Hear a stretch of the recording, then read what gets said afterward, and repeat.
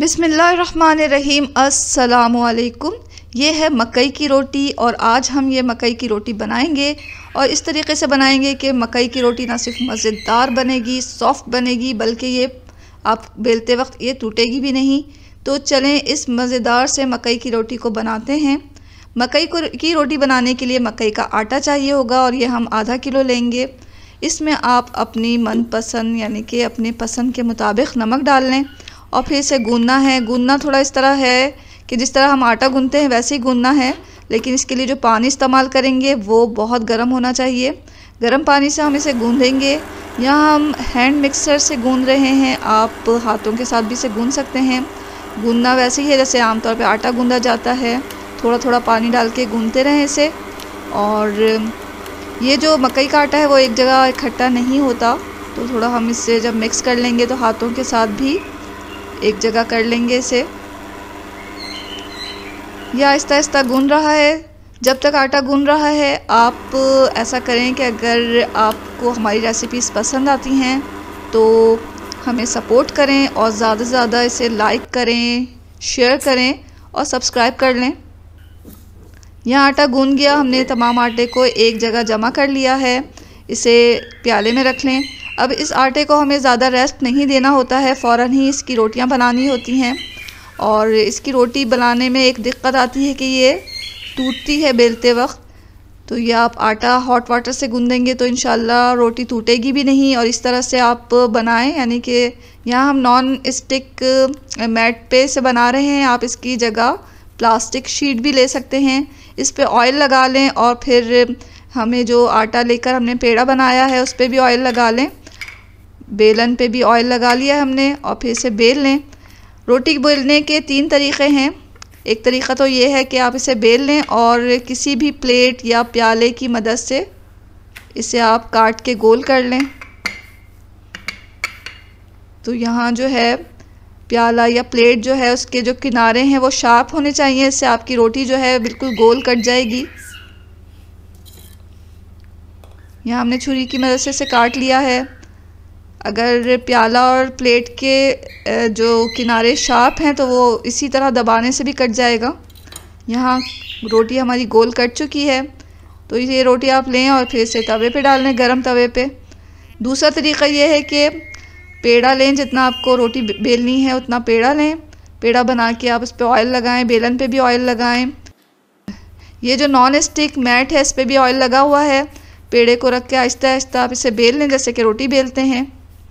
तो आराम आराम से बेल लें जैसे कि रोटी बेली जाती है, तो ये टूटेगी नहीं क्योंकि हमने इसे गर्म पानी से गूंदा है।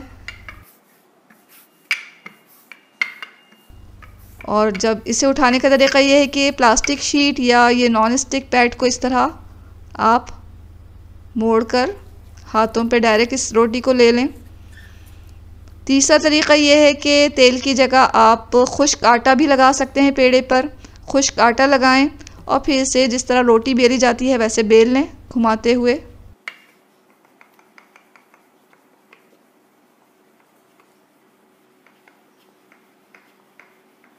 इस तरीके से भी आप इस रोटी को बेल सकते हैं।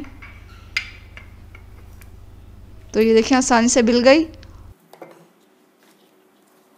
अब इस रोटी को इसी तरह उठा लेंगे, यानी कि प्लास्टिक शीट या नॉन स्टिक मैट को उठा कर डायरेक्ट हाथ पे इस रोटी को डाल लें। यहाँ तवे को हमने गरम कर लिया है। गरम तवे पे रोटी को डालें। एक साइड से रोटी का कलर जब चेंज हो जाए तो इसे पलट दें। थोड़ी देर इसे पकाएं। यहाँ मीडियम टू हाई फ्लेम पर हमें इस रोटियों को पकाना है। थोड़ी देर इस रोटी को पकाएं कि इसके ऊपर जो है ब्लैक कलर के डॉट्स पड़ जाएं और फिर इसे पलट कर आहिस्ता आहिस्ता दबाते हुए सेक लें। इस तरह फ्लैट चमचे से भी आप कर सकते हैं या चाहें तो साफ़ रुमाल ले लें, उससे भी दबाते हुए रोटी को सेका जा सकता है। रोटी को अच्छी तरह सेक लें और फिर जब चूल्हे से उतारें तो इसके ऊपर देसी घी या बटर लगा दें।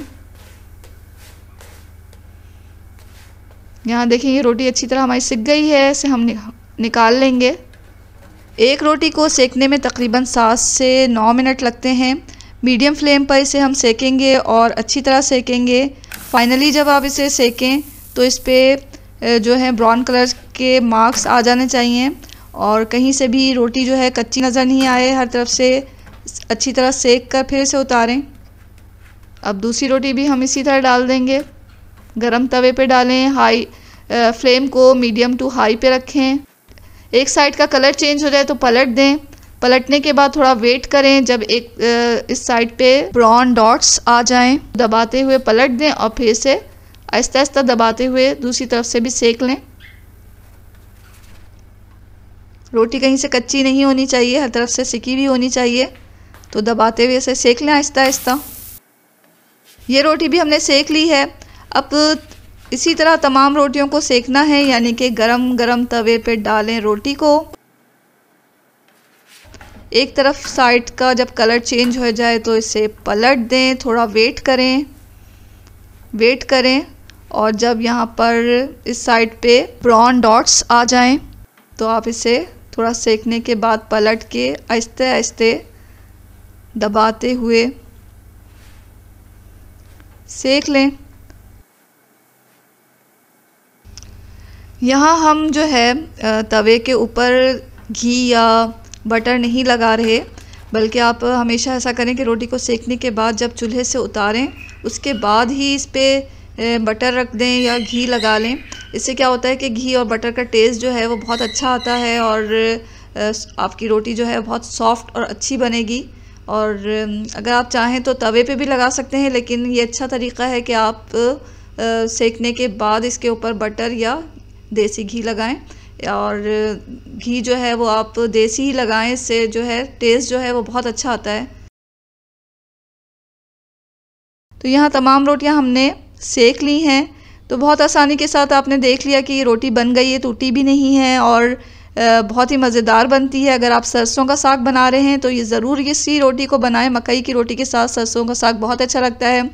ऐसे भी आप इस रोटी को बना के खा सकते हैं, तो ज़रूर ट्राई करें आप इस मकई की रोटी को और हमारे तरीक़े से ही बनाएं, तो आपकी रोटी जो है बहुत ही अच्छी बनने वाली है। तो इसी तरह बना के आप इस रोटी को खाएं, आपको और आपके घर वालों को बहुत पसंद आएगी। बहुत सॉफ्ट बनती है और टूटती भी नहीं है। तो चंद चीज़ों का अगर आप ख्याल रखेंगे तो आपकी रोटियां जो हैं बहुत आसानी के साथ बन भी जाएंगी और इन्हें बनाना बहुत ही आसान भी हो जाएगा, कम वक्त में बन जाएगी और मज़े की तो बहुत ही होती है, सॉफ्ट भी बनती है। इसके ऊपर आप मक्खन लगाएं या देसी घी लगाएं, आपकी मर्ज़ी, और बहुत ही अच्छी और मज़ेदार ये रोटी बना के खाएं। ये रेसिपी अगर आपको अच्छी लग रही है तो ज़रूर लाइक कर दीजिएगा, शेयर करिएगा और कमेंट्स में आके बताएं कि आपकी जो ये रोटी आपने बनाई तो कैसी बनी। दुआओं में हमेशा याद रखें। इसके साथ ही अल्लाह हाफ़िज़।